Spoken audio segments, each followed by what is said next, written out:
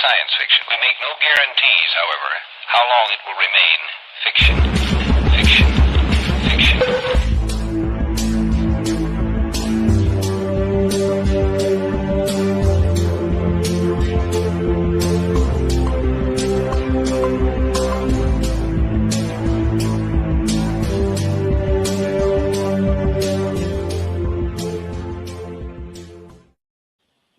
Cynical salutations, Cognonauts. Welcome to Exofathom, the show where we explore the outer reaches of thought. I'm Mike, and I am joined, as always, with my two lovely co-hosts.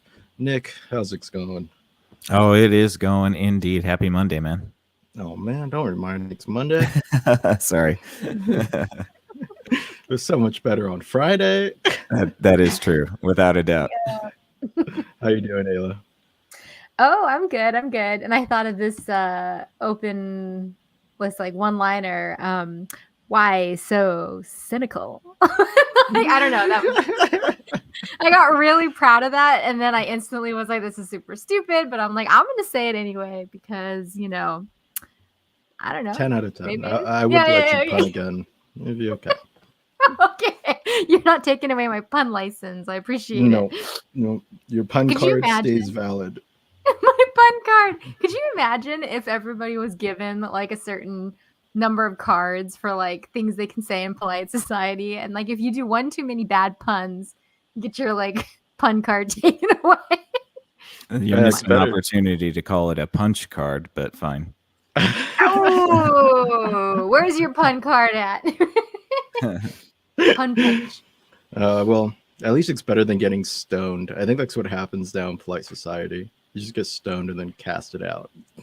Man, could you imagine if somebody from 2021 went back in time and they were talking about stoning, but the person was like, no, everyone's just like legalized it. And then like there's this big miscommunication. Like there has to be some sort of like movie scene or something around that. That'd be great. And then people just get hash thrown at them or something like that. Gets really mixed up.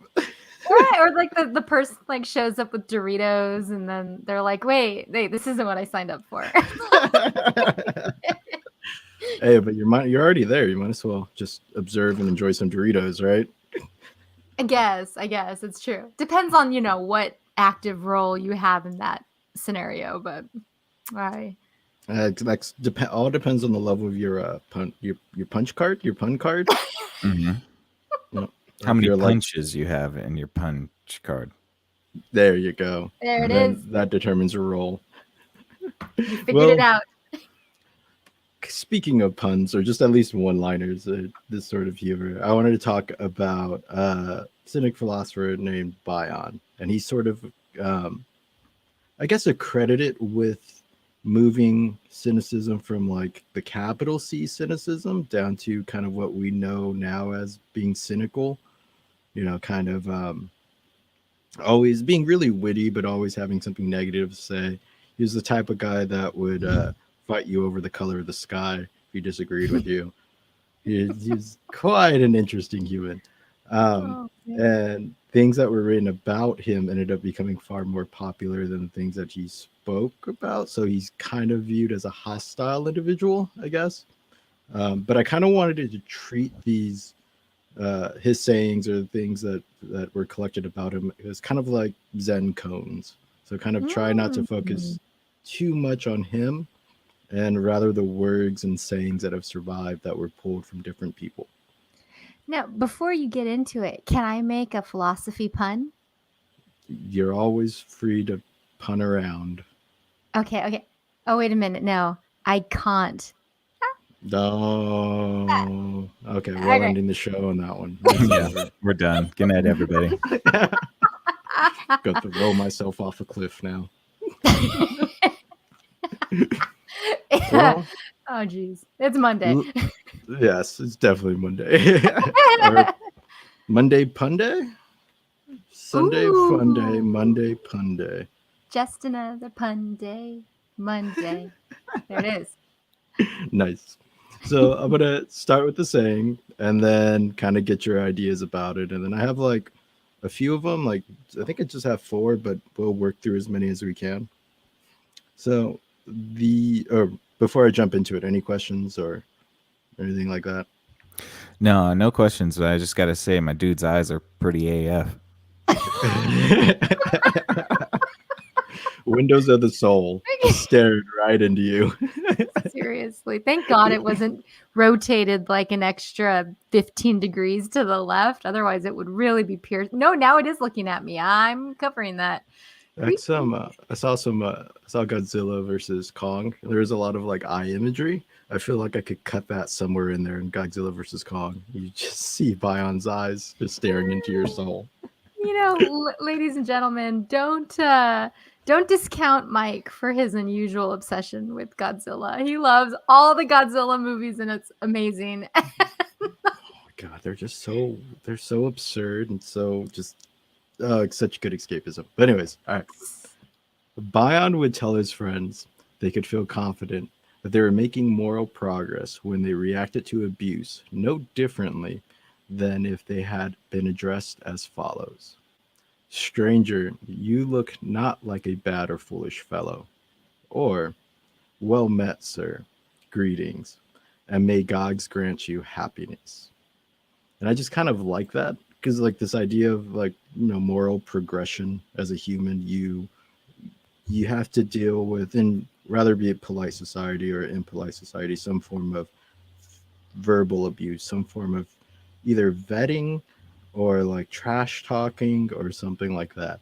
And for a cynical person to, I guess, take it with some form of grace, I just find that an intriguing thought from somebody who had so much hostile or had so much shit written about him. Oh, it's like the ultimate Chad move, though, right? Take the wind right out of the sails. I mean, like I can totally see it as sort of like a power play in of itself, really. I mean, somebody's trying to confront you and they insult you, and you're just like, "Hey, good one, man. I appreciate that," and you just walk away. It drives them crazy. Right? Yeah, no, you're right. No. I mean, why react to the first line if you've already established your baseline for cynicism? It's like, yeah, keep talking, buddy. How you doing? Let's hear it. Is it something of like social dominance? Like, yeah, I don't need to prove anything. You can say whatever you want. Mm-hmm. Is it like you said, like that Chad move? I mean, one of my favorite bars I go to, I get called a douchebag on the nightly, and the bar owner doesn't mean it at all. It's like a term of endearment now. They've been going there for like 8 years or something like that. So I'm gonna see it in that, like, now I see going to that place in that light of like, it's this weird, it takes a form of banter after a while once all the sting is gone from anybody's words. Mm-hmm. Yeah, absolutely. Well, it takes the power out of it as well. And he does have a point about this sort of like moral progression. If you're somebody who can stand within yourself, you don't really care about other people's opinions, especially if you're a cynic, because you probably see those other people's opinions as absurdities anyways. So being able to just be, have it be water off of a duck's back is probably pretty useful. Oh yeah. Water off a duck's back. Mm-hmm. Are you trying to get punny with that now, Ayla? No, I'm not. No, I just crack up because Nick spent some formidable years raised by his grandmother, and it comes out a lot, and it's really adorable. Oh yeah, I have some turn of the century aphorisms, but Oh, I thought you were gonna say that he was raised by ducks. That too. Literal water rolled off his back. No, that's a good saying though. Water it off is. The duck's back. Yeah, I've heard it before. I just forget where. Probably on the YouTube somewhere. Maybe from a grandma. Probably from a grandma. Pretty basic grandma. Yeah. But yeah, no. So if there's nothing else you want to say about that first one, I mean, I'm happy to jump into the second one. No, I think there is something a little bit about that too. I mean, we can kind of maybe talk about the importance of not letting other people's words harm you. I think there's an incredible amount of strength in that, and to be able to seamlessly take somebody's abuse and criticisms without seeding that sort of interpersonal power play. There's something really powerful about that, I think. And, I think that that's something we can utilize in our day-to-day lives for sure. Yeah, Mm. yeah. You're right. It feels almost like it may be like the judo move to do. Like if all human interactions are influential or competitive by nature, then this might be a good way to like when like having that red cloth out to the bull that's charging at you, and then you just move it away because Yeah, you learn a yeah. great deal about the person too that's saying those things. Absolutely, yeah. You get to learn about the person, and as I said, it really drives them crazy. I think about it like if you think about boxing, and like the Muhammad Ali's rope a dope, right, where he's just barely moving his head from side to side, avoiding the punches until his enemy just gets tired, and then he can knock him out. That's the kind of like sort of or they also have that concept of like the samurai, right, with the sheathed sword. So you want to be a dangerous person with your sword sheathed, but only take the sword out at the final moment. Yeah. So I guess And there's something about just understanding what is the prioritization of confrontation, I guess, too. yeah, and that little bit of only pulling your sword out when necessary for me plays back to a bigger thought of capital C's, cynical philosophy, where you're trying to kind of return back to this natural state of being a human where you only eat, you only drink, you only kind of indulge those pleasures when you absolutely have to. Hmm. So if you are like maybe a cynic, like a Diogenes, or like a Bion who loves to argue, maybe keep that sword sheathed for as long as necessary until you realize, like, all right, this is going to come down to some sort of verbal confrontation or verbal argument. Yeah, absolutely. And the there's so many metaphors or proverbs about the fool is the one that takes the first move, right, or takes the first step. You never want to be the one that take the first step. Well, and I think it's yeah, I mean that's definitely true. It's like chess. You could take the first step, but you should probably have more steps in mind. I mean, I don't know what that means. I mean, like in the sense that conversationally, Yeah. if you are the kind of like combative person or you like to argue and you really like, I feel like a lot of people, myself included, just talk to talk. I'm not really like choosing my words very carefully. I just go at it. But then every now and then you run into somebody who's very measured and they stare right at you and they're judging every word you say and you suddenly get like like it affects you and it's like this weird energy transfer. But I think in this interaction, one thing I wanted to point out too was that okay, so he's walking up and this guy goes, stranger, you look not like a bad or foolish fellow. So is he alluding to his reputation? Because if it's a reputational allusion, it would make sense that Bion would be like, well met, sir, in the sense that like, okay, you're judging a book by its not its cover, but it's like notoriety, and then to think that you can judge me based off of looks. Interesting. Noted, and it is also like a power play because it's kind of like I can see him being this, judgy kind of guy that would just be like absorbing information. Everything you do is information. And people like that are like, Bion.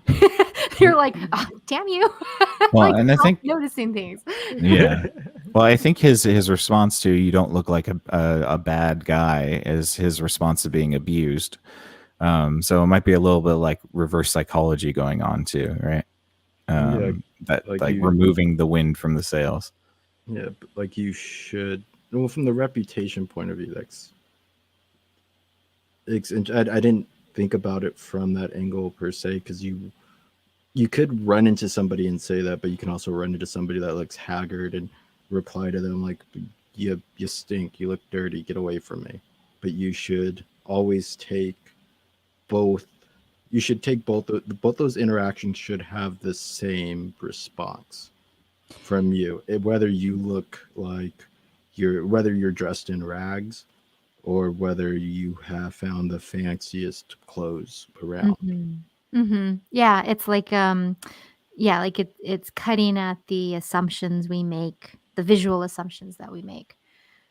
Yeah, which plays in part into that reputation angle that you're talking about. And it's like, yeah, Mhm. maybe Bion does notice those things when someone, like, if that's your first interaction with them, right? It's not a, hey, how's your day going? Hey, it's like, hey, you don't look like a foolish or bad fellow. Then the things that they notice may not be, or the things that they take into importance may not be something like common manners or things like that, but rather how you appear. Mhm. Mhm. And from a just from a cynical point of view, that should not matter at all. Um, you should actually, one would want to kind of stay in rags because it gets you closer to your, it makes you appreciate clothes more, right? Like when you're broke and you finally get some money and you get a nice pair of shoes, right? You love those shoes much more than a rich person that collects shoes all the time. It has a different value to you. Mhm. And that's sort of like the core basis of cynicism. Like some people are really unhappy with the fanciest foods that they eat. They eat fancy food all the time from the best restaurants, and the littlest things can make them upset.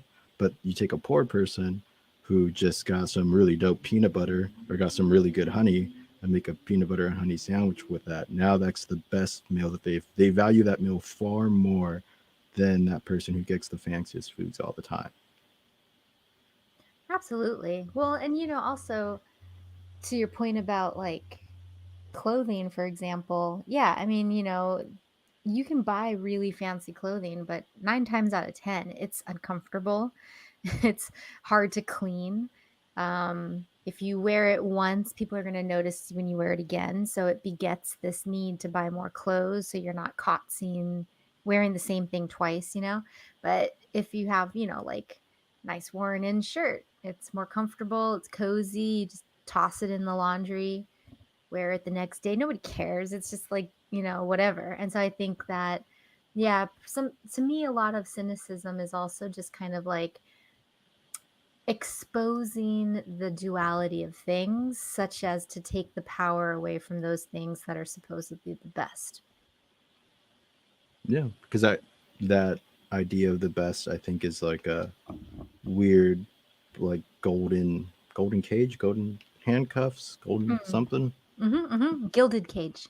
gilded cage. Thank you. Like those best things, like the that becomes a weird form of abuse in itself. Because now, if you don't have the best things, then you're keeping up. You're forced to be keeping up with the Joneses, right? And then you're never happy. And then what's the point of even obtaining the resources to be able to obtain those things if you're not happy?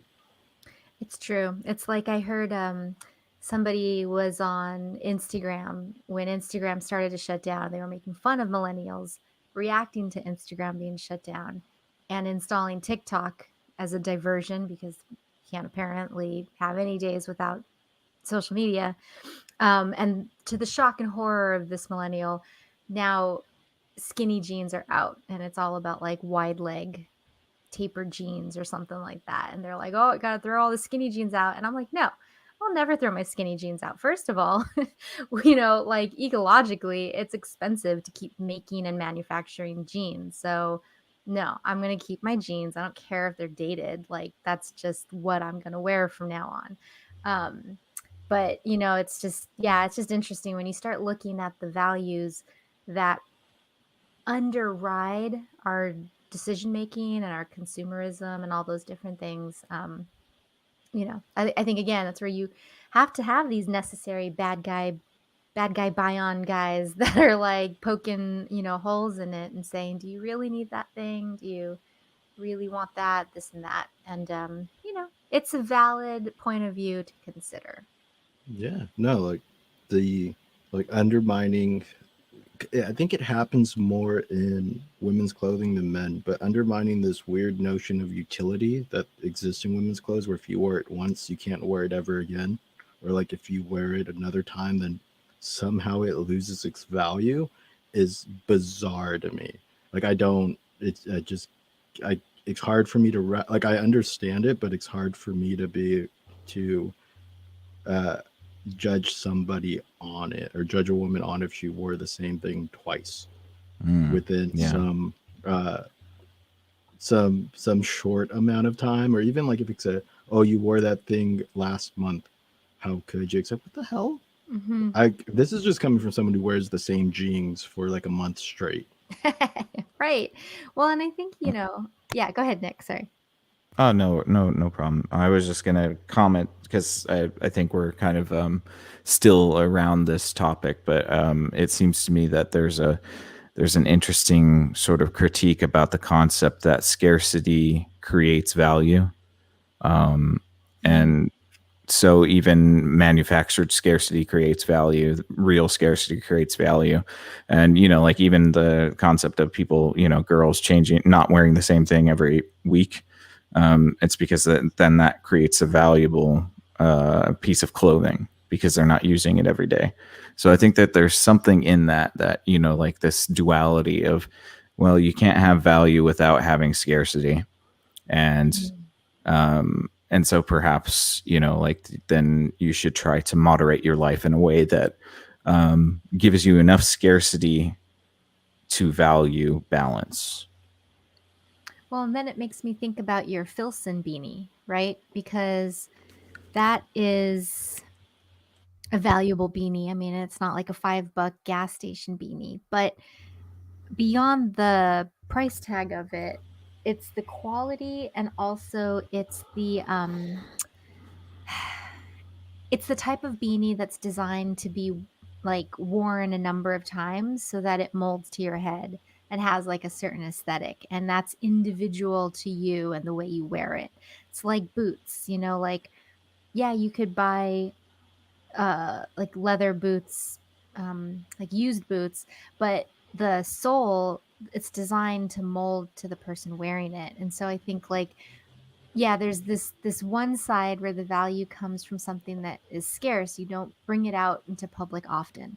And then it just made me think about this other scarcity value system where it's like it's scarce because you've worn it so many times. It's like a shirt that you've worn a million times and it's finally like super soft. Like it takes time to get to that level.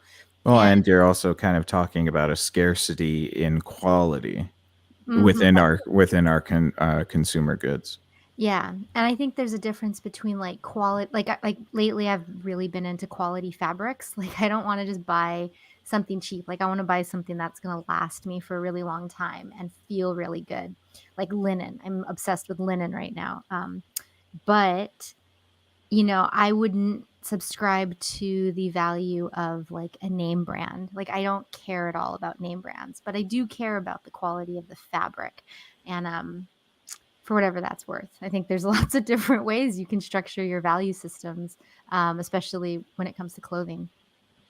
No, I got you. But I think for me, the funny thing is like we put, maybe I'm one of those few people, but like we put all that thought into our clothes, or wearing them, and not so much the scarcity thing, but just like I guess it plays into the scarcity thing about, like, as Nick was saying, the amount of times a day you wear it. But to me, if you come across to me in some cheap, gas station outfit, can you buy a whole outfit at gas stations? I don't know. You can. Oh, You can get little shorts and a tee and a cap. don't look at that. Have you Mhm. had to buy something from a gas station? No, I'm just kidding. No, I actually did. I fell in a river once and it was ice cold, so I had to take all my clothes off to take a blanket. I was Oh trying to God. get clothes, and it was because there was like a big storm and like the electricity was out, and yeah, I ended up being able to pay cash for some gas station clothes. It's awkward. That's pretty cool. At Yeah. least now we know that you could buy a full outfit from a gas station. It's true. And you know what? Jack Dawson, the character from Titanic, is 100% right. If you fall into like water with ice in it, it does feel like 1,000 knives. Like, don't do it. Stay on the trail. Don't go adventuring, guys. It's not fun. Oh, I still want to do the Wilm Hof thing and still jump into a ice bath or ice river somehow and see how long I could sit in it. I don't think I could do it very long. Oh man, I think I would touch it and want to jump out like a Looney Tunes cartoon. I would pay to send you to a cryo chamber, like the ones they have in like Huntington, where I don't know, you pay like $30 and they zip you inside this thing and then they just freeze you for like a minute. I just want Lots a of video of your screaming. face. Lots of screaming. Screaming. I think I could do it. It would be lots of screaming. But Nick, yeah, you like think you could do it? Huh? Yeah, What? Could you survive the cryo chamber? I don't know. I mean, maybe, perhaps. Maybe. Yeah. All right. I don't know. as long as you don't die, I think you'll be good. Yeah, Good yeah. call. But Cool.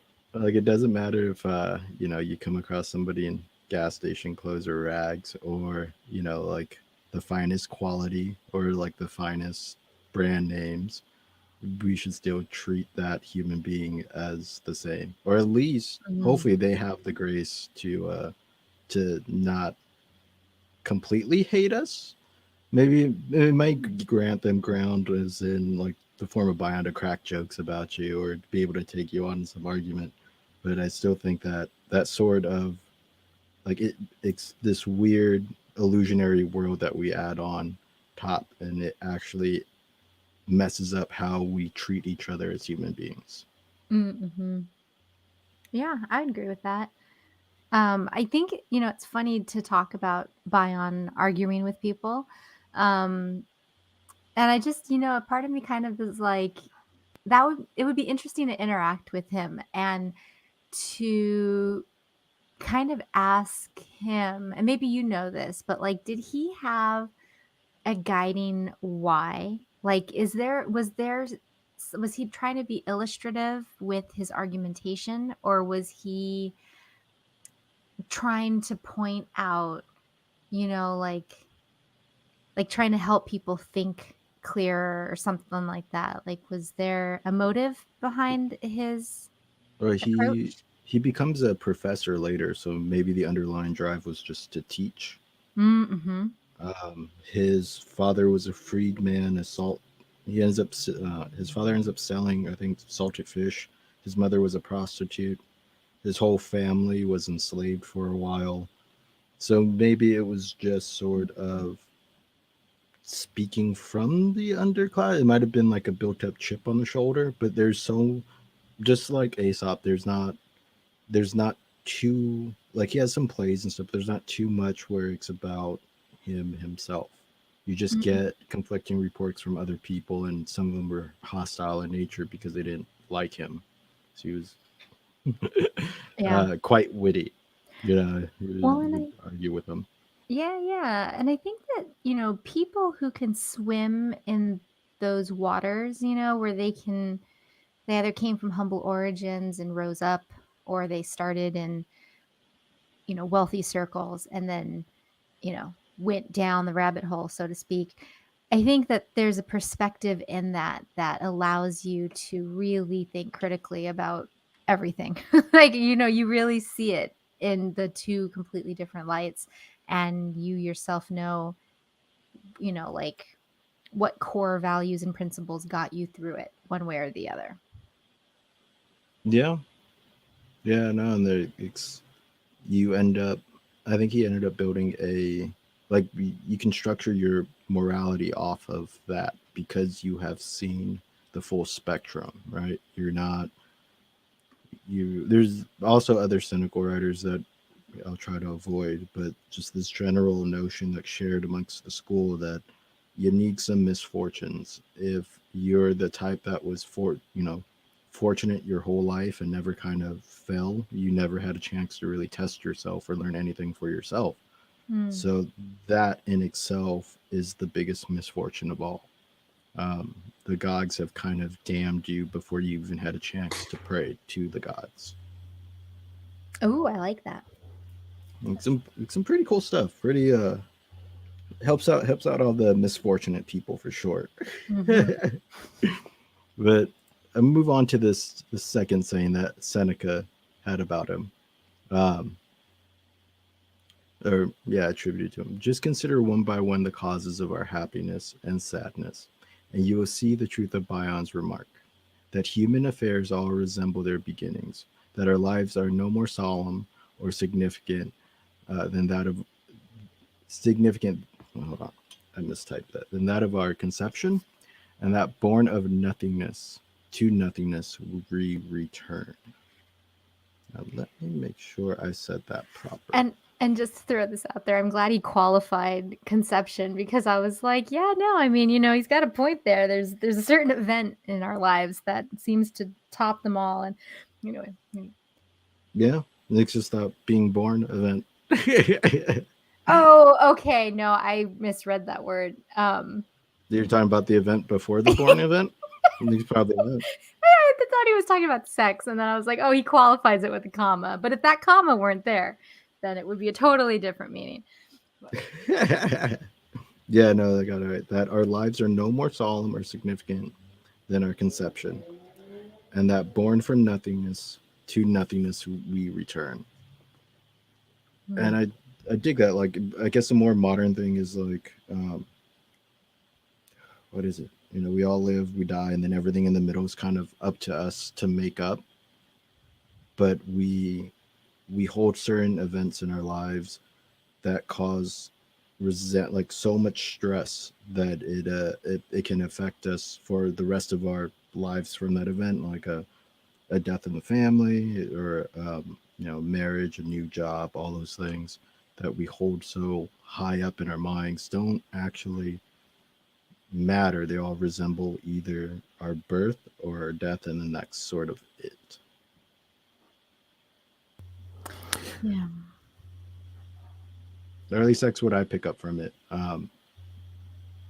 Well, it's funny because I think Seneca, this is Seneca, right? Yeah, he also said, what is so absurd as to seek death when you have made your own life troubled by fearing death?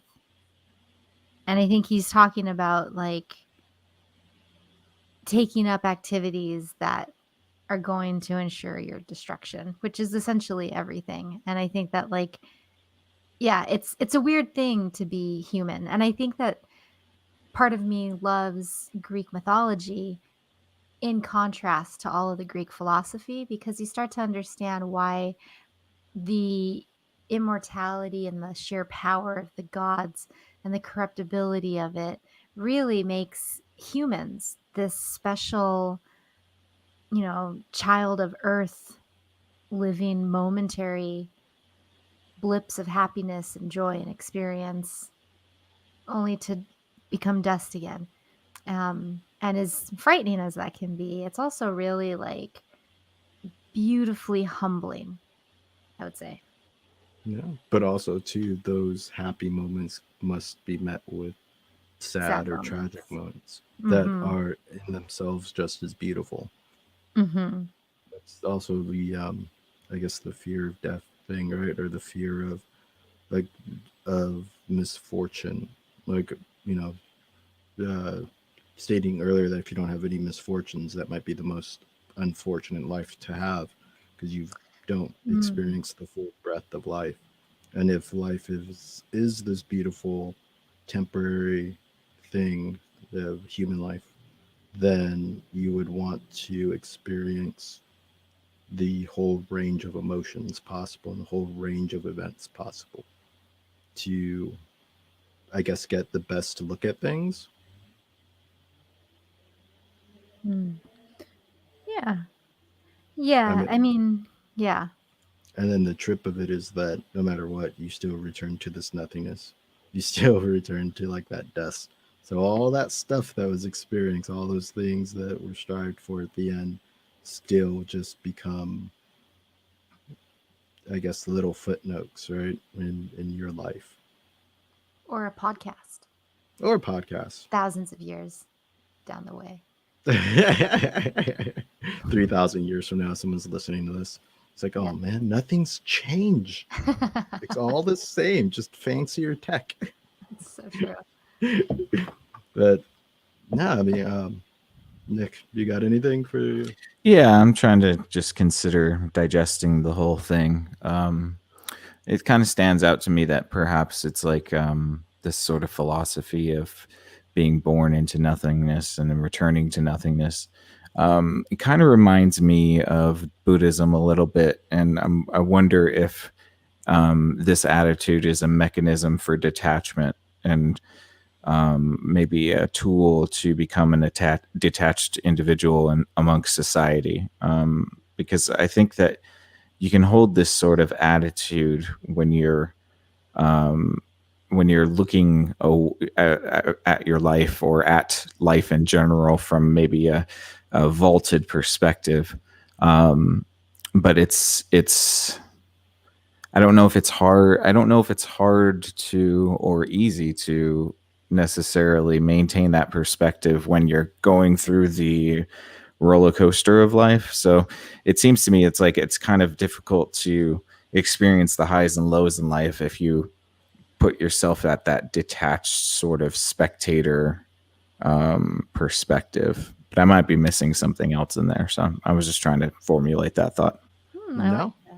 yeah, no, I think you're on point with that. I think it's just not like a complete aversion from it, right? Like even the most hardcore cynics still drank water and ate food. Mm-hmm. And moved from the extreme of being starving to now being kind of in the middle, detached, to being fed, I guess, if you want to look at it like that, or those feelings that come along with it. But it's more of like I think of it as like something to return you to your base, because on the roller coaster of life, your decisions that you make in those extremely ecstatic moments, now I'm going to sound like a bipolar person, where these extreme sad moments can definitely cause more harm than good. And so Right. to return to that middle point, it's not saying like don't enjoy those roller coaster moments, but always be aware that there's this nothingness that we do return to. Mm-hmm. Yeah. Yeah, I kind of see that as a pulled back perspective a little bit. That yeah, you can definitely. I mean, you likely can toggle into both perspectives, but it is interesting that to me it kind of just feels like you're taking that Buddhist perspective of pulling back the camera and creating like the third person angle if you're playing a video game instead of a first person one. For sure. Yeah. No, yeah, I think it's a good point. Like it does get close, even it gets close to stoicism as well, like that Buddhist stoic cynical perspective of that detachment. Mm. And I think it has its time and use, or its use in appropriate times, but definitely does can remove some of those joys or some of those sufferings in life. Hmm. Oh, definitely. Yeah, I can see that for sure. Was I think Bion at one point they came across a king that was like pulling out his hair in anger and frustration, and he was like, "Well, I don't know, like basically, I don't know how to tell you this, but baldness doesn't solve sorrow." This is pretty That's a good good. one. Yeah. Yeah. Boom. Like we can be moved to such extremes that you're ripping out your own hair. It's like you haven't figured anything out. It's not the root problem. Yeah. Yeah. You're only making the situation worse, really. Yeah. Yeah, Well, and I think that's a good point because you said earlier about the fear of misfortune, and you also talked about the wealth of misfortune and viewing it as a good thing, And I think I've seen, people use this like diamond analogy, like we're all born as these diamonds in rock bed or something. And every time something difficult happens, we give it the opportunity to crumble us or to fine tune the diamond we will become or something like that.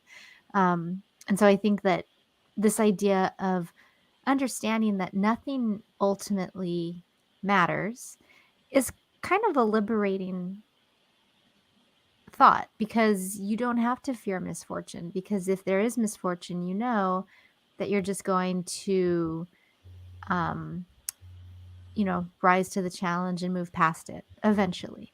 Mm. Yeah, it's kind of paradoxical too, right? Because it's like you get to this point where you finally realize that nothing matters, and then you decide to go make meaning. Yeah. At least that I believe. All the way. Yeah, I think that kind of perspective is an engine to create meaning on your own, which is kind of this irony, right? Where it's like nothing matters, but now I'm going to go make things matter. Mhm. which, may actually not matter. Which may not matter. Yeah, exactly. I'm gonna do I've, it anyway. yeah, I've defined this thing of meaning somehow, and now I'm going to go try to make this thing of meaning mean something, but it may not mean anything in reality. That's a very human experience, right? Doing things in the face of futility. Yep. But I think it's something like once you run to like nihilism, right? Like, well, why try anything if nothing matters? Or if nothing matters, why not? Hmm. Right? Right. And it's that sort of rebuttal because I mean, at the end, I think life is better experienced doing those things, even if uh, and maybe I don't know if the cynics may agree, but like I think it's better experience actually doing those things than not doing those things. If Even if it just means instilling a sense of discipline for doing the things that you want to do, whether they are futile or have some discovered meaning later down the road that you can't see. Yeah. Yeah, I definitely see it. Yeah.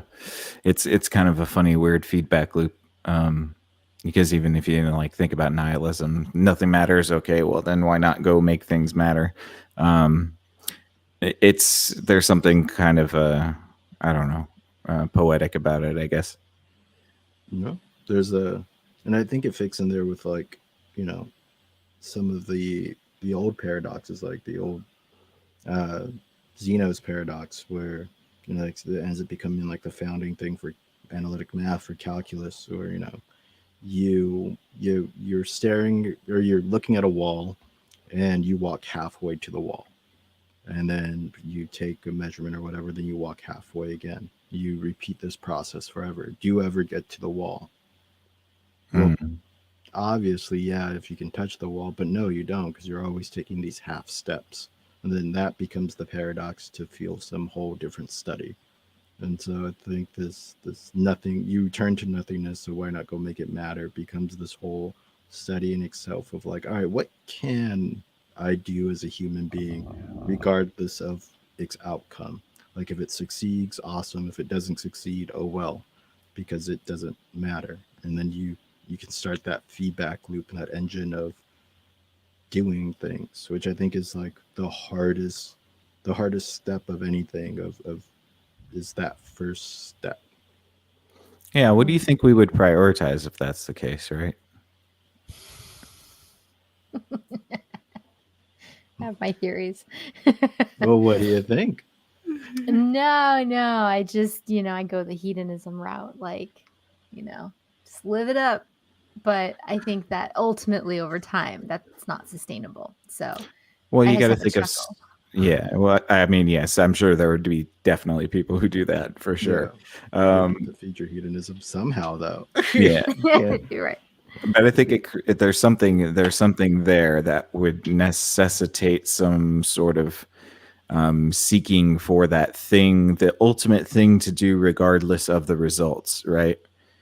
And so I wonder what that is. Is it love?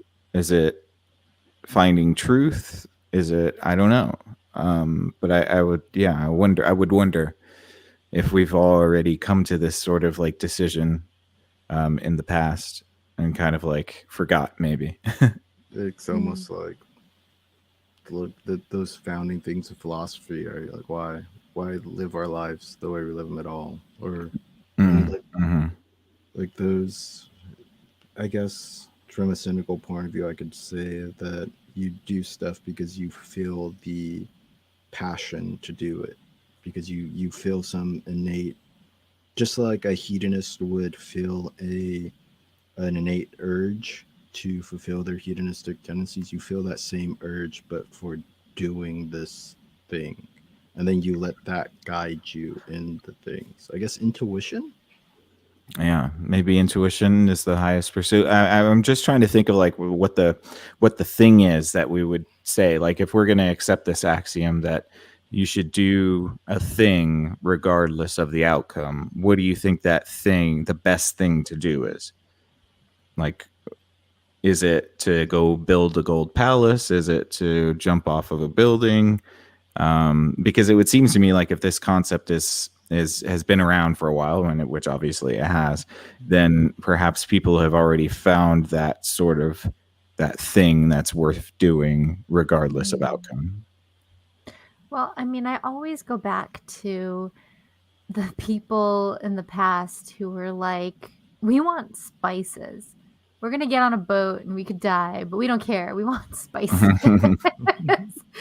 I think I think people make meaning individualistically. And so, I think that's why you have some people that become like really good chefs because they're not in it for the money. They're not in it for the glory. They're in it for like, I want to make the perfect grilled cheese sandwich. And then I want to make the perfect aioli sauce to go with it. And then I want to make the perfect French fries to go with it or something. And like personally, if it was me, I'm like, what would be cool? I want to make the perfect garden. How wonderful to spend your days in a garden, just slowly perfecting it. And I think it's different for everybody. Well, yeah, I definitely think it is. That's why I'm trying to think of this umbrella idea of like what could incorporate all of those individual decisions. I think perhaps it's the following of your heart, maybe. It's definitely not what makes you happy. That's for sure. Right. It's yeah. definitely not that. It doesn't have to be for sure. I know. I think it's. Did I go for it, Ayla? Oh, I was just gonna say, like collectively, I think it might just be a like. Well, I mean, I guess that's two things. I'm trying to think of like historically, what have we been doing collectively? Well, one, we're pushing the boundaries of understanding because we know that furthers our survival and our comfort. It touches on a lot of different things. And so in some ways, the pursuit of like truth and knowing truth seeking. Yeah.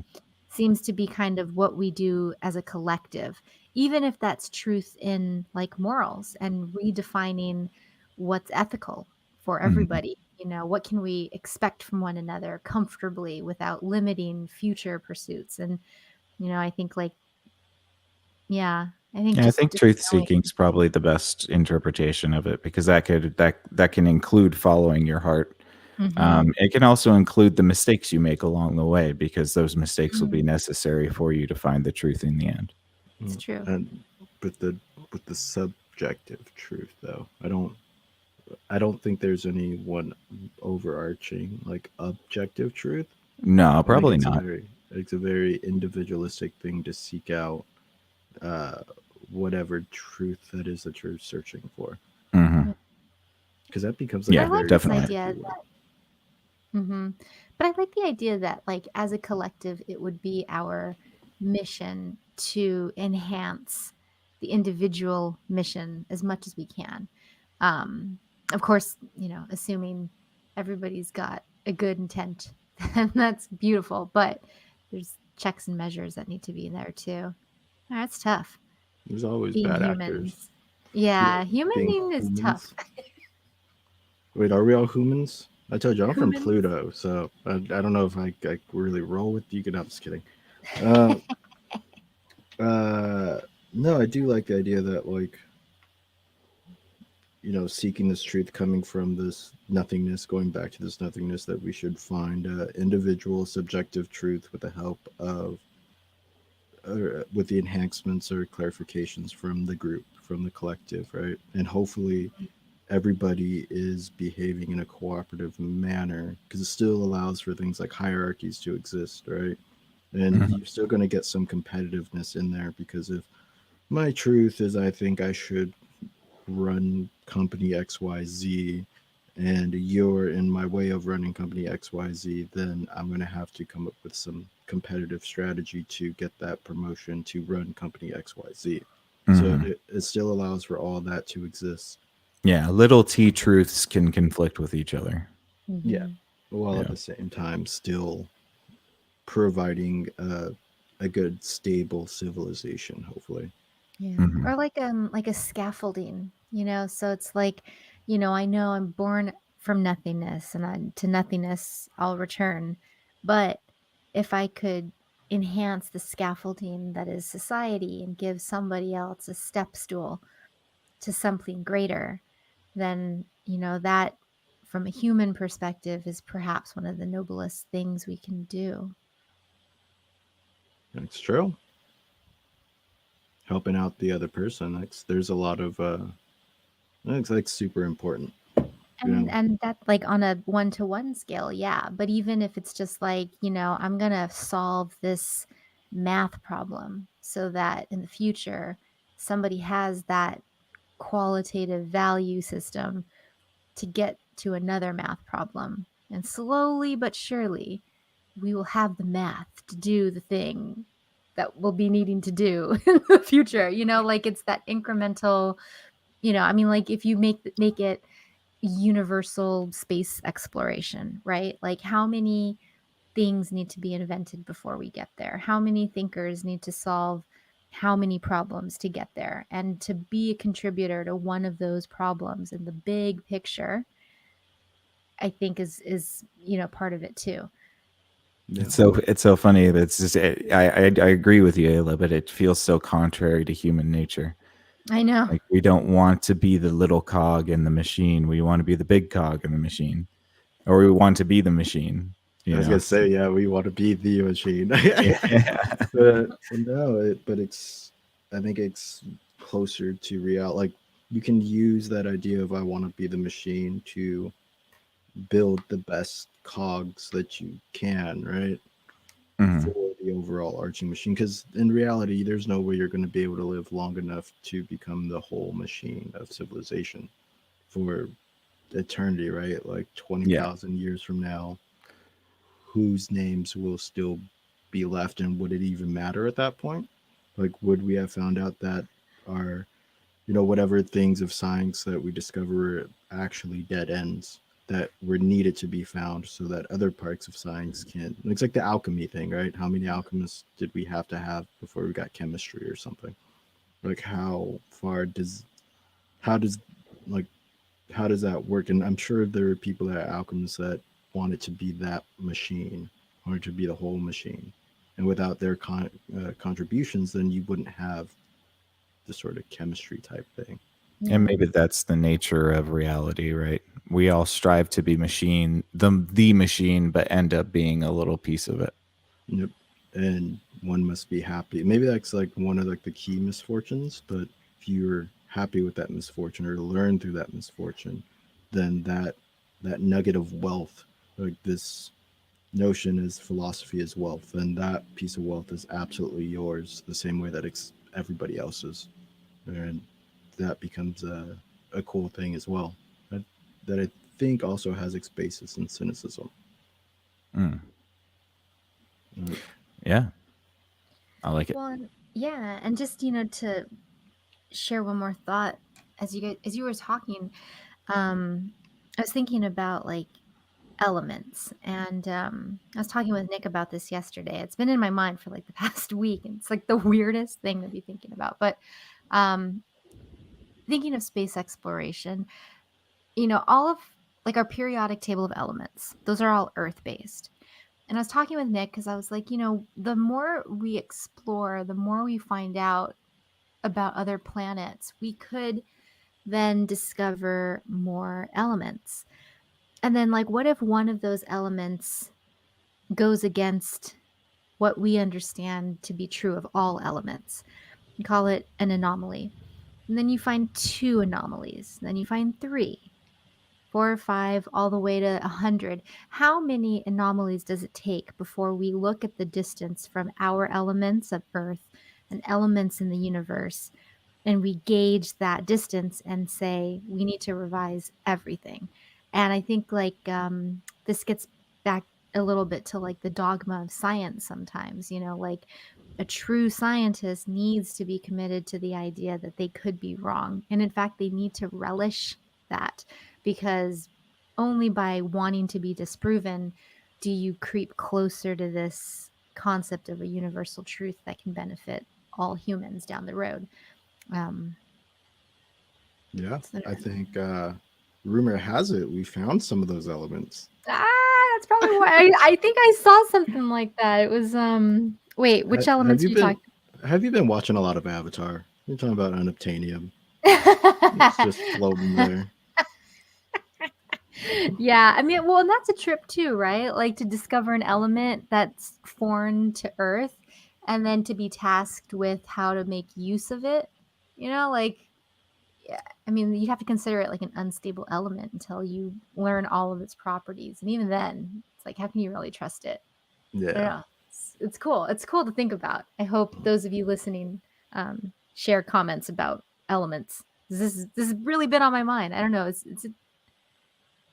Just wait till the all those UFO documents get released. I'm sure there's going to be talk about some of those elements Well, maybe. that comprise them.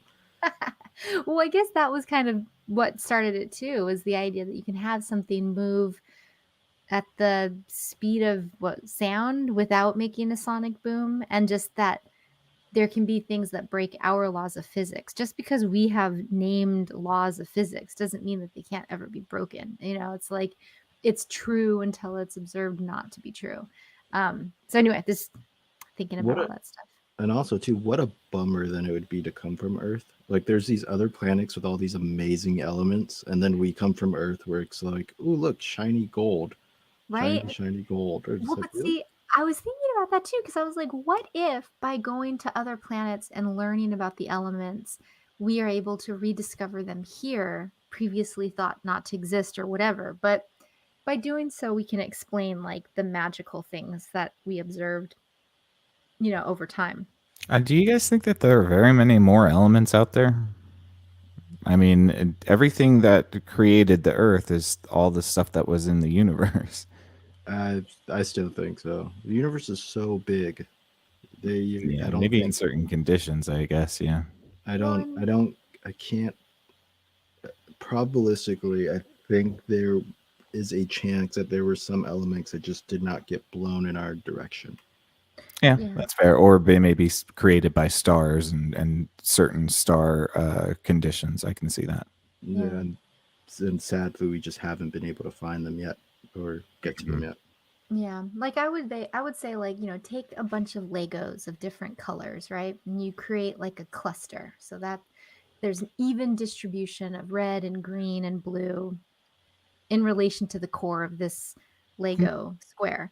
And then you blow it up, I'm pretty sure that while probabilistically you should have an even amount of distribution of those colored blocks, just from chaos or whatever, you can have all the greens. There's like a disproportionate amount of greens over here versus blue over here.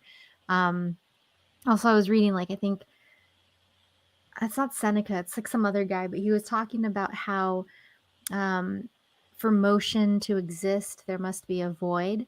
So if you prove motion, you prove the existence of a void. So if there was a Big Bang, there had to have been something that contained that Big Bang. What was in there, and what could have been influencing the direction of distribution of elements, Because I kind of feel like Earth's placement in the universe, definitely not the center. So if we were closer to where the center was, maybe there's more elements there. Or if we're further out, there'll be more as we head in. Does that make sense? Like, I'm just thinking about. Yeah, I mean, certainly there would be. It would stand to reason that certain elements in the universe are probably more more proportional in different areas. Mm-hmm. So yeah, I mean, I definitely, that makes sense to me for sure. But I would. also, there's some physicists that agree with you too, Nick. I think that. Like even distribution. Mm-hmm. Yeah, I mean, like it's definitely possible. I think that ultimately, if we do find more elements, it's going to be in the shape of like something inside of a black hole, or a byproduct of a supernova or a quasar or something like that. something that would create that needs an incredible amount of energy. And they probably would be very temporary elements, because then you think about the CERN, the particle collider, right? So they can create certain levels of elements, but they can only be created for a 1/16 of a nanosecond or whatever. Yep. Yeah, so it'll be interesting to see how we have to handle that, like, in the future. So are we gonna have a field trip to a black hole? I'm down for that. Let's go. Let's do it. From nothingness to nothingness, Yeah. we return Right? to the void. Let's go. I think it would be my second most exciting moment outside of my conception. It'd be great. Spaghettification. Woo. Man. So I do have one more, because we kind of covered the fourth one a bit. It's the whole balding thing that nice. don't like. There's baldness doesn't solve sorrow, so you shouldn't pull your hair out when you're moved to that. But the last one I do have goes like this. Oh god! Following Hesiod, Bion used to say that there were three Hesiod was the poet that wrote the Pandora's Box stuff. Bion used to say that there were three classes of students, composed of gold, silver, and bronze. The gold students pay something and take something away. The silver ones pay but learn nothing, while the students made of bronze get something from their classes but pay nothing in return. He's talking about FAFSA? Yeah. If you're getting your classes for free, you're not learning anything. Or if you're just there auditing classes and you're not actually paying anything to the school, you might be a scammer. No. Right. Well, why does the gold students take something away? I get it. They learn a thing. They learn a thing. Ideally, you want to be in a society. You would want to be a gold student, but individually, I guess we all want to be bronze students, right? Pay nothing and then take all the resources.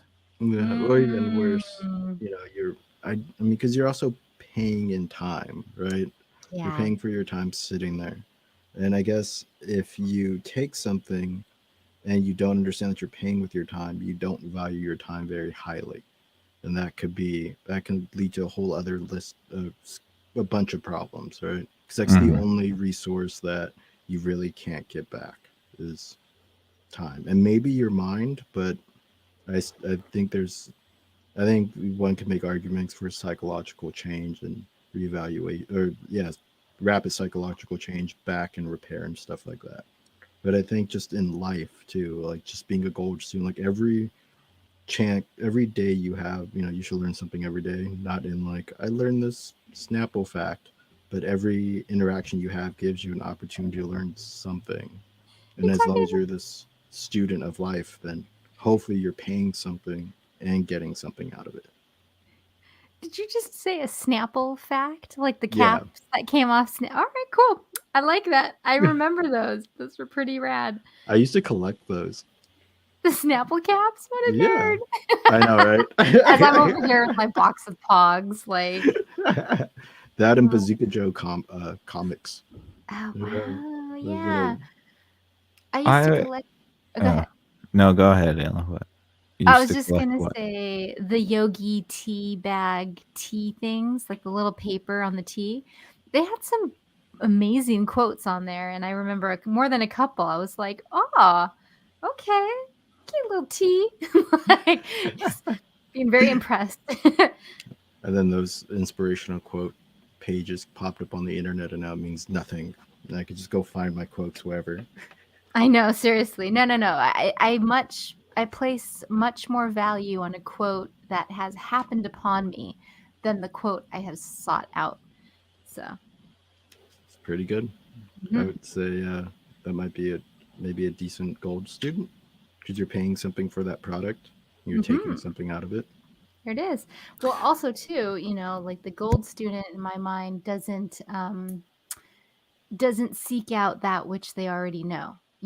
Like you can't ask the best questions to ask are those you don't know how to ask. That's how you learn. Like you have to learn all of the tangential things before you can zero in on the root of what you're trying to get at the heart of.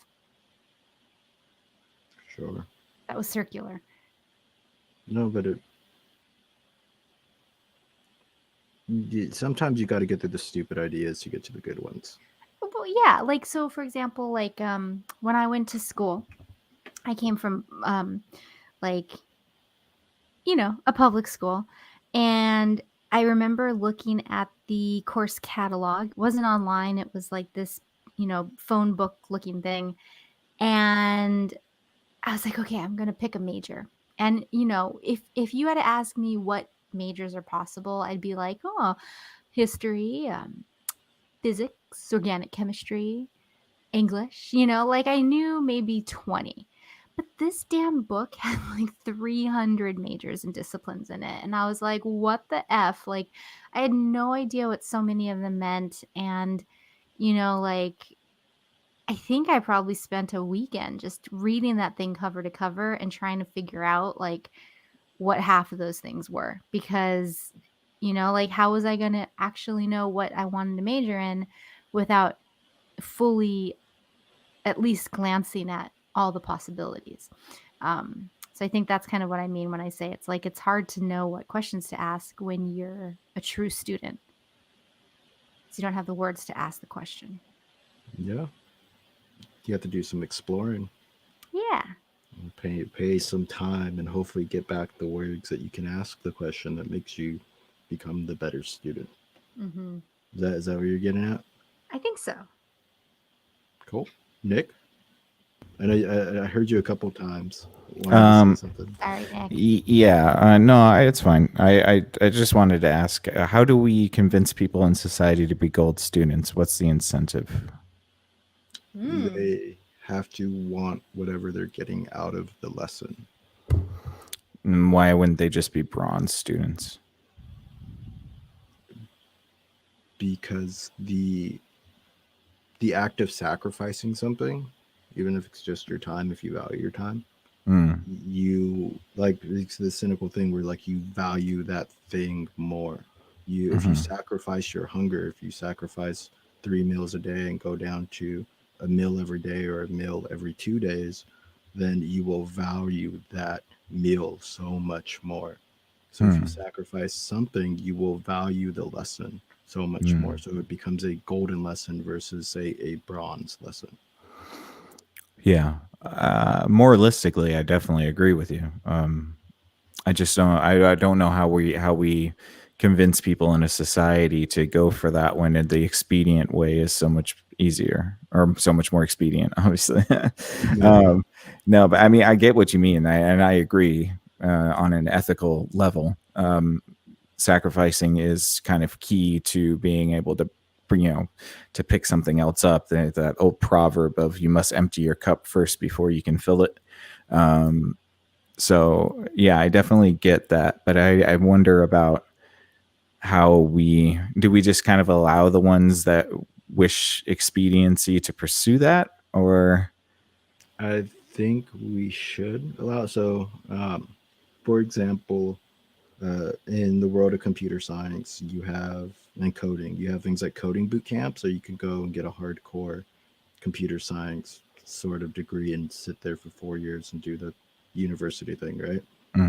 And the more expedient way, one may make the argument that programming is not the same as computer science, but applied computer science is programming. So that's where the equivalence happens, and through your computer science education, you should be programming. But the more expedient route is the boot camps, right? And you could get those free. You could get those online. You don't have to really pay anything. I've kind of looked at those and I've been a part of it, but there's something that is so lacking with that education, that where you lose the ability to either talk about the ideas behind the things that you're programming. You may be able just to do the thing, right? And that can be fine for getting a job, but you lack the ability to understand what it is that you're actually doing. And that becomes a block in your overall career path. Because eventually, if you want to move higher and higher up the abstraction line, or if you don't mind being what we call a code monkey, be a code monkey your whole career, that's cool, nothing wrong with it, but you limit yourself in what you may actually build yourself up towards. And that's sort of the problem with this bronze student versus gold student sort of thing. So you let that person take the expedient route while offering them ways to dig deeper into the ideas behind it, I think. Yeah. Yeah. I think it's Yeah. one that becomes hard though, because then like in actuality, you would need universities working with code camps to offer transfers the same way that community colleges do, right? Or something to Yeah. that nature. At least Yeah, I mean, I'm sure there's ways to kind of toggle. I think you're right. I mean, I think there's something that you need to sacrifice in order to gain more substance. So I guess expediency doesn't equate to substance. And if you're trying to maximize your life, then you're searching for something substantive. So yeah, that definitely makes sense. And I just feel bad for the silver students. That's another whole conversation on its own. Those guys are getting played for suckers. that's what happens. They got to be careful with those profit schools. Right. But no, even too, or even falling victim to, I guess, scammers or so, like the get rich type things. We can put it in that regard for our society, right? Like I guess back then they might have been talking about the Sophist, or maybe alluding to Sophist. But there's also something necessary about the silver student too, right? You need the people that pay in and then gain nothing, which is kind of weird because it seems like that's a necessary part in almost every system. At least one that is producing a product.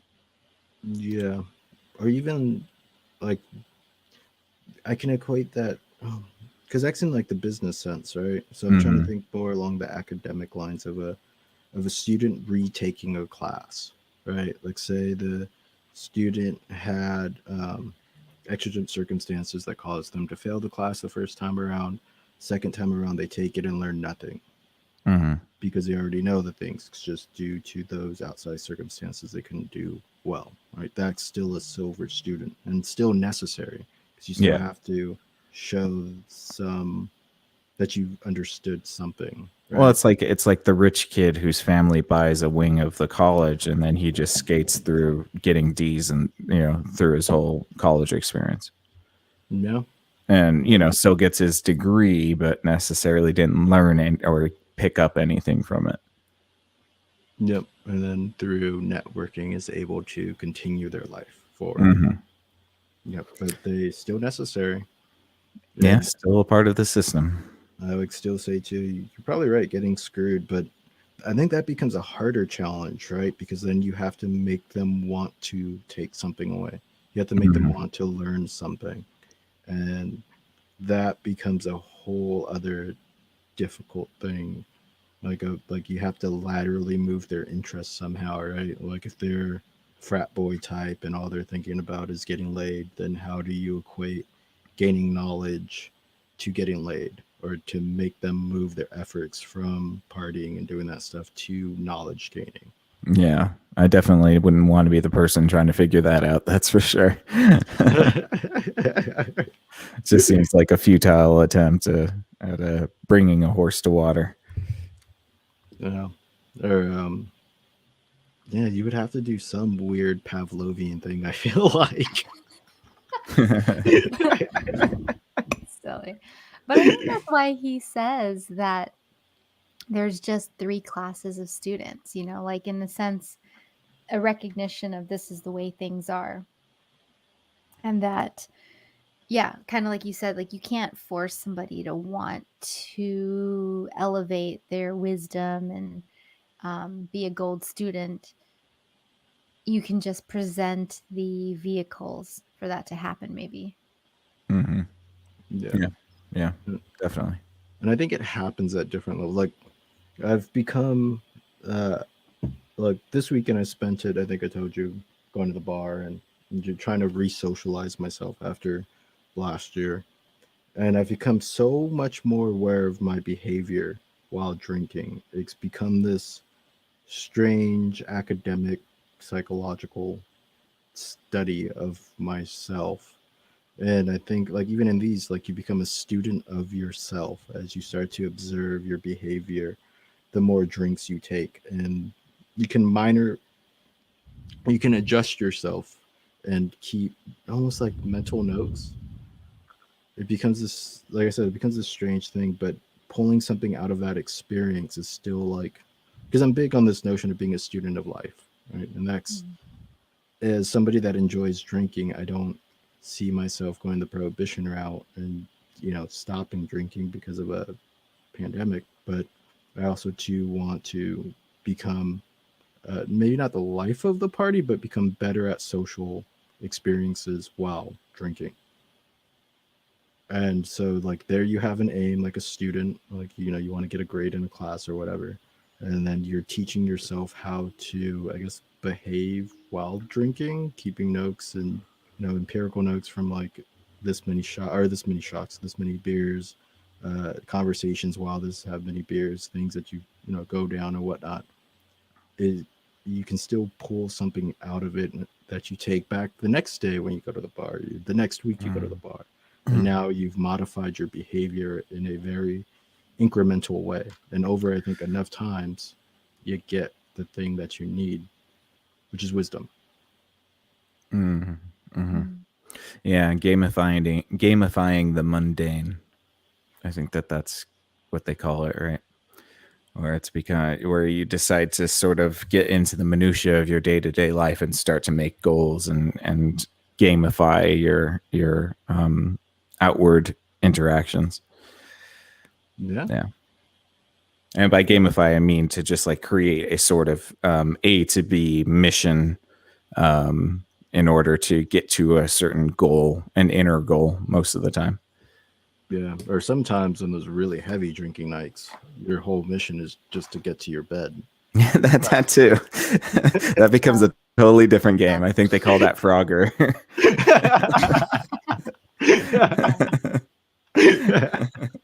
Yep. Oh, that's funny. Well, and it's funny too about gamifying because like, and I think it's just interesting to have all these philosophers that spoke so long ago, and only now do we have the science to like really understand how our brains work.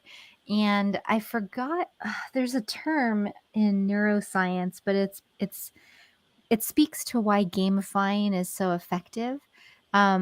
Basically, the idea is that like our brains are constantly assessing for like predictability and reward. So if you're doing a task over and over again and the input is really high, like it's demanding a lot of you, but you're getting zero reward, our brains don't like that. And there actually is a term that the brain is like, I'm giving up because it's too much effort with not enough reward. But by gamifying something, you create micro rewards. So even if you never get the big reward, you get to feed yourself tiny dopamine hits by making those micro goals.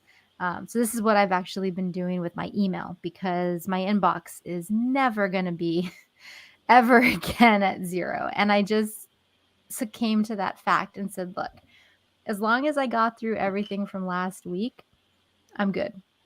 I don't know what's beyond that, but you know what? If it's important, it's going to come back. And if I'm on a low key day, I'm going to go back 2 weeks. Or, I mean, like, obviously that's not 100% accurate, but in the sense that, like, it is true because after a month goes by, I'll look back and most of the emails that I was worried about, I already handled them or somebody else handled them or it worked itself out. And so I think that, like, rather than drive myself crazy thinking I'm never going to get through all these emails, it's like, no, I'm going to have a system where I take care of things, I plan things out, and I trust that, if I build in a clause that says, hey, if you don't hear from me in a week, follow up, I'm going to help enlist somebody else to get me through what needs to happen. And that's just like a small life hack that I've been working with, which is good. It helps. No, it sounds very useful. I mean, it helps. Like from a video game point of view, like why do all those no name uh, enemies exist, right? If you're playing Super Mario, why do all the Goombas exist? For you to Yeah. just jump on them. It's that short term Mm-hmm. uh, Dopamine hit. dopamine hit, and it creates that feedback loop that, as you've described with your emails, plays into the same thing. Where once Mm-hmm. you've completed the level or you've completed the month, you can look back, go, hey, I got all the Goombas. Exactly. Or you, at the end of the day, you can be like, hey, I got all today's emails. There's Yeah. tomorrow, and you can still close the book on that. And yeah, I don't know. This book I've been reading, it's just called Burnout, and it's by a woman, Emily, and her last name starts with a T. I don't know if I've mentioned it before, but it's so good because it's not just like one of those self-help books for people burned out. Like it actually teaches you what is going through your mind when you hit your frustration limits. And there's this term called like your window of tolerance. And so, like, if your window of tolerance is narrowing, when you get really annoyed really quickly, that's a sign of burnout. That's a sign that, like, you're unable to handle more setbacks. And so you need to step back and be like, okay, well, why is that? It's because I haven't gamified this. I haven't been getting the dopamine hits that I should be getting with these high levels of input and energy and attention and work. So that's one takeaway. If you're listening, I hope it helps. Get the book. Or It's so good. you know, um, none of that matters, and you should just Return not. to nothingness. Yeah, you should just return to nothingness for a bit and then come back. Just delete all your emails and see what happens. Just Yeah, start, just delete 'em all. reset. Yep. I'm pretty sure you'll get an email going, "Hey, I emailed you about this." You're like, "Oh, look, there it is. Yep, Email yep, one." No, dude, the smartest thing I ever did was put up an auto reply. If you didn't hear from me in a week, check back in. That way, if it's been 2 weeks, did you check in? No? Well, okay then. You didn't check in. Like, Mhm. clock starts again, buddy.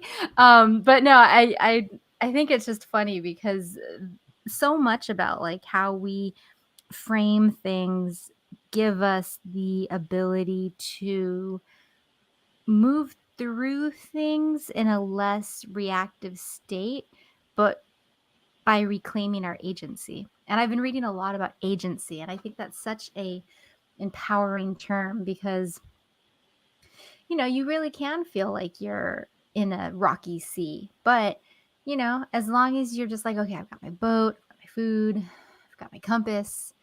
For today, I'm going to do this. The sea doesn't matter. Nothing. It doesn't matter. It's just, staying your course and having something that's pulling you, like a hope.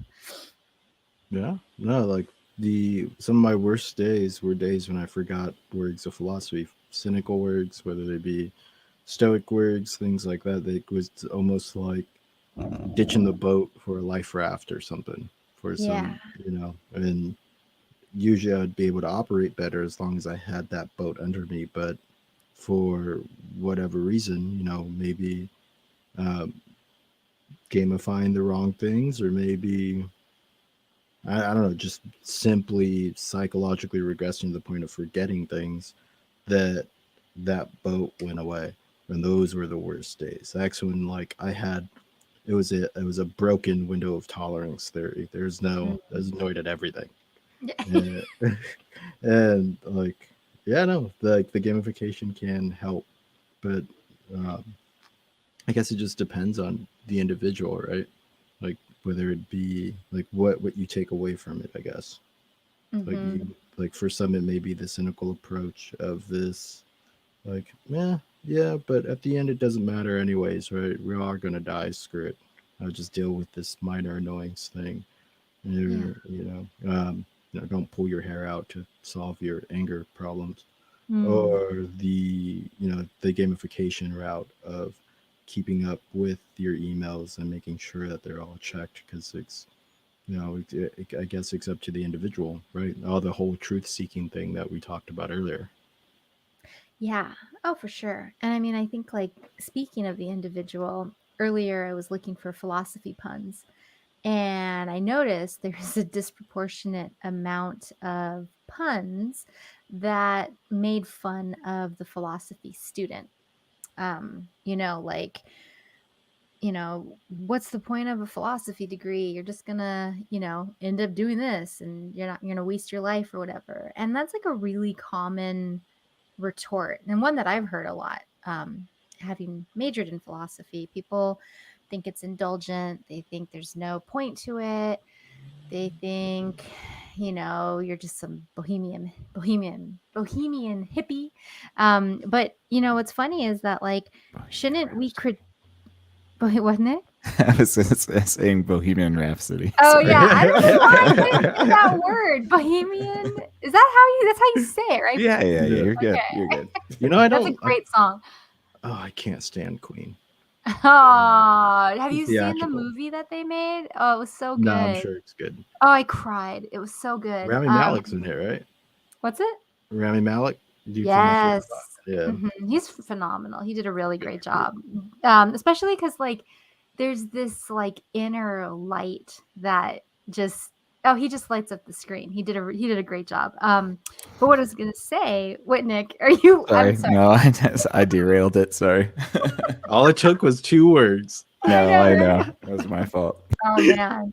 There But- is no derailings. We're all going to go back to nothingness once we stop the show anyways. We're all going to shut down until so true. Friday. It's So, true. it's fine. Well, but what I was gonna say is that like we give individuals a hard time for engaging in philosophy professionally. I even just watched this TED talk with this woman, and she was saying how like she came from an immigrant family, and like her family was horrified to hear that she was even thinking about philosophy. They were like, that's just someone who sits around at a coffee shop all day and does nothing. So she became a lawyer, and she hated it. And then 20 years later, she ends up studying philosophy in graduate school. So it's like, I don't. swear. After making 20 years of lawyer money. I know, thought right? you were going to say she sat around in a law office doing nothing. Yeah, that too.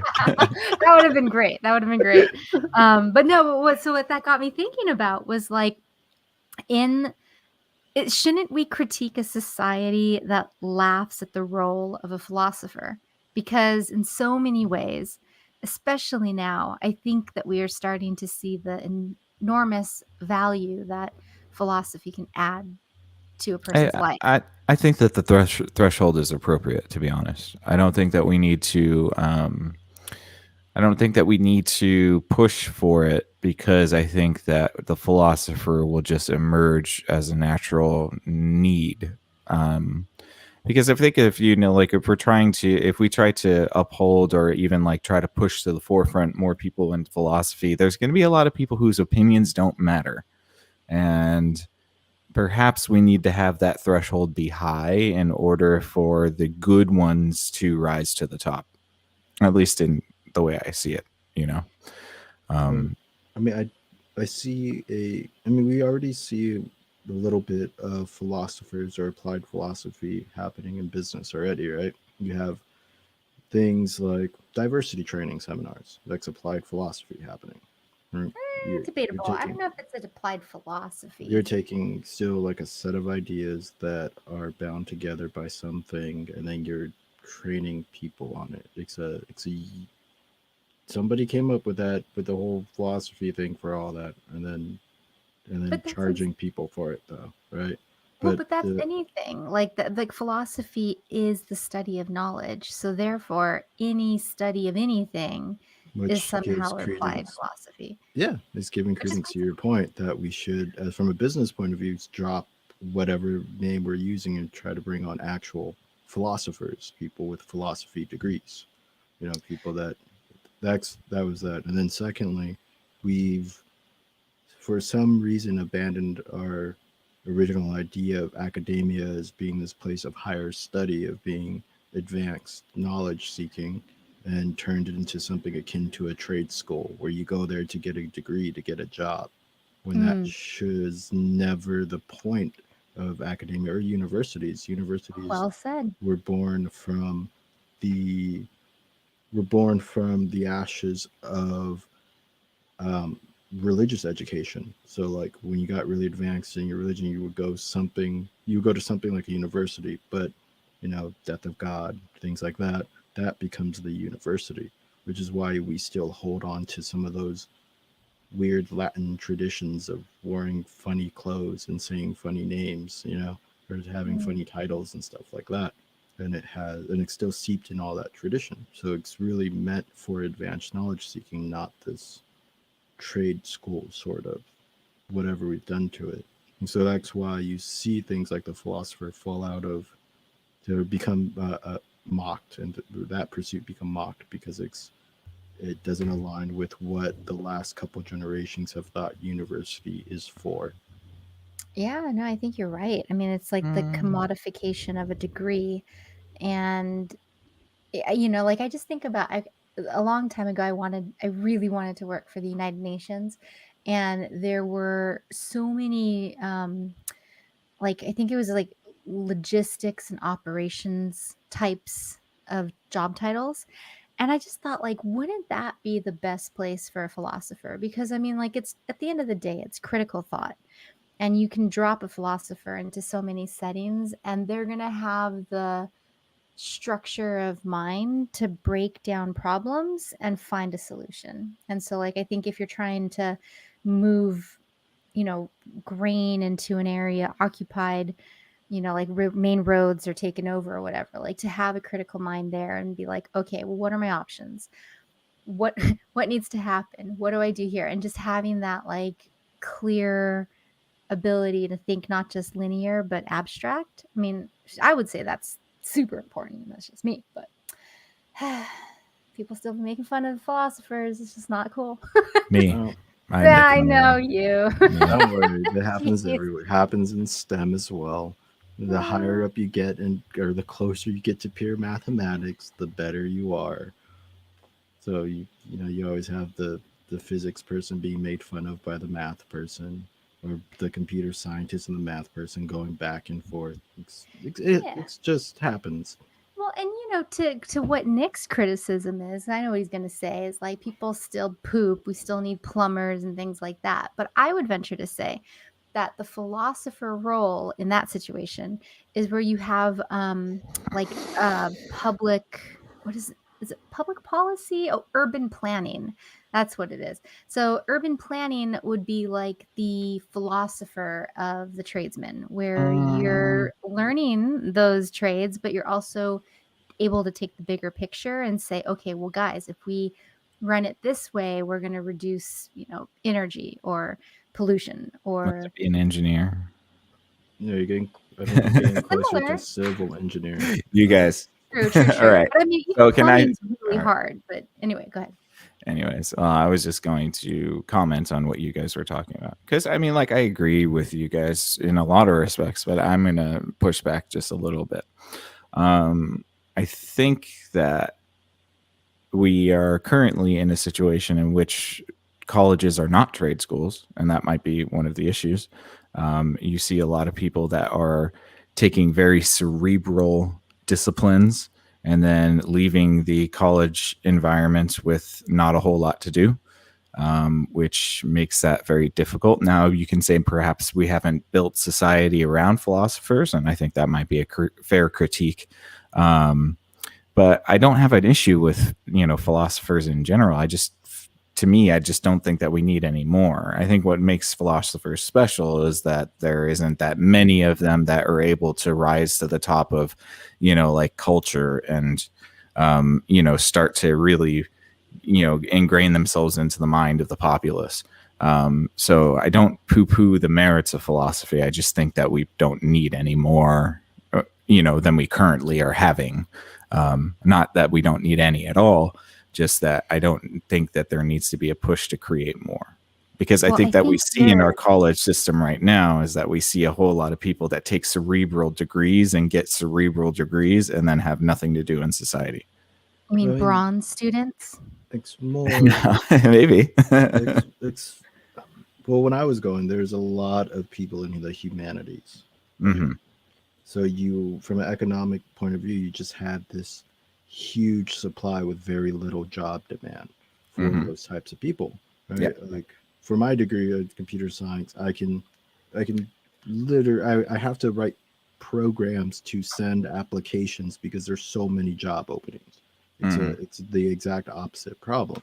So I don't know if it's like a cerebral degree thing or just a like a weird mass site, not mass cycle, but like people going, oh, what degree are you having? Oh, I'll pick the degree you're going so that we have the same classes together, that sort of thing. But Well, you yeah, I just think Ayla hit the nail on the head. Bronze students, most likely.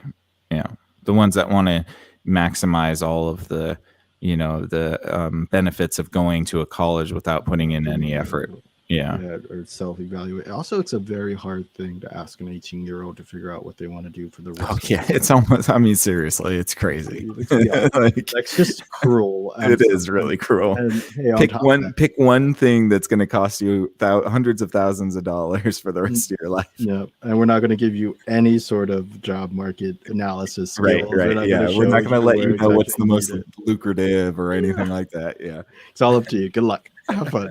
Good luck, no. person that just got to vote. Yes. You're not allowed to drink, but you can vote. You're not But, allowed to drink, but you can take out $100,000 in loans. Thank you. Oh yeah. but no, yeah, it gets as far as like the my also one critique is that I can replace with the argument I can replace the word philosopher with artist or musician or any of those things where it seems like a really low bar to enter.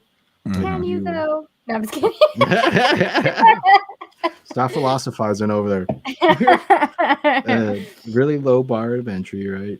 To start to get into philosophy, I think. Yeah, I guess any of those you just need to read, right? You need to be able to understand words. Just like, low bar of entry. It's some of high the skill hardest cap. classes in university, but okay. No, I understand. I'm But all I mean, sensitive. I'm talking about just those intro classes, though, right? Oh yeah. You know, a lot of people take intro to philosophy and complete it. A lot of people take intro to computer science and drop it. So one can like that has a lower like that. I'm just saying that bar of entry. Just like a lot of people make a band and start playing gigs, but that skill cap is really high and there's luck involved and all a bunch of other things. So you only certain amounts of philosophers or artists or people like that can make their way to the top and affect culture. Mm-hmm. I think that's a good thing. Yeah. Yeah. No, I got you. Yeah. So there should not, like you're saying, there shouldn't be a put. I think though there might be a little bit like under. I would like to see a little bit more. I guess just exposure in like high school to philosophy. Yeah, well, no, I mean, look, I definitely don't think that those disciplines shouldn't be kept in the regular curriculum for sure.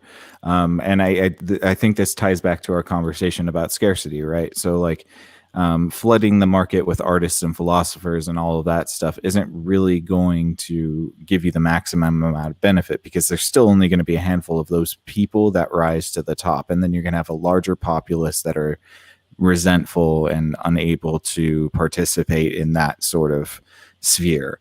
So I think that we have just the right amount of people who are into philosophy and people who are artists and stuff like that. And I just don't think that there needs to be a necessary surge of more people.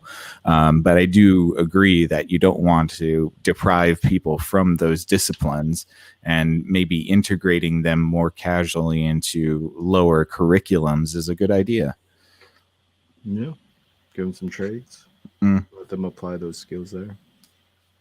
Yeah, just giving younger kids access to more things helps them understand what they want to do in the future as well. I mean, it would have been nice if I had philosophy classes in high school. I didn't. So, Yeah, I didn't either.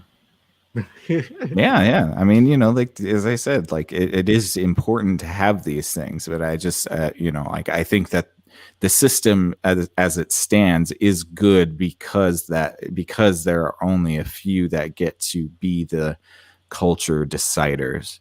If you had everybody that thought they were, Bion or Plato, then there'd just be a whole bunch of people with a whole bunch of different ideas. Well, hopefully we have those people. It's just the actual people that whose ideas are worth it make their way to the top naturally, right? Mhm. So we reach, like you're saying, that there's like an equilibrium that Mhm. hopefully is not artificially messed with. Right. It's not inflated in any way. Ayla's seething right now. What's going on? I'm not teasing. I'm just saying that, like, okay, so when there was a Plato, when there was a Bion, how many disciplines existed? How many facets of technology and culture and community and society and politics and thought and school and we have become so complex. And so, not to say we need to saturate it, but I do think that we need to destigmatize those that want to go into the business of thought, the business of philosophy, the business of anticipating needs cross-disciplinary, because it's like, I don't know, let's say there's 0 to 2,000 areas of expertise in existence right now. Okay, so how often has expertise 1, 2, 3, 505 and 1,999, how often have those 3 top experts gotten together and thought about how to collaborate to become better, Why would they want to create something collaborate? new? Because of the expansion of the T, the truth with a capital T. Yeah, sometimes people don't need to collaborate, though. I mean, Yes. it would depend on whether their disciplines are overlapping each other, right? I mean, Well, I'm just saying we have 99,000 problems, but a philosopher shouldn't be one of them. You know what I mean? Like, I don't know. Like, to me, it seems like there's so many problems out there, and like there's so many potential solutions. And like where there's conflict over how to solve something, I would send the philosopher in. I mean, because there's creative ways to get over so much. And so whoever's listening out there, if you've been ridiculed for philosophy, do it. Do it. Yeah, all right. Well, sounds like somebody's been ridiculed for philosophy before. and Yeah. as Bion would say, just take it like someone told you to have a good day. Yeah. Take it like someone was being kind to you, because that who's ever doing the ridiculing, who knows? Who knows what's going on with them? Maybe they're just poking fun at you. Maybe there's something else. But no, I can agree with you. I don't.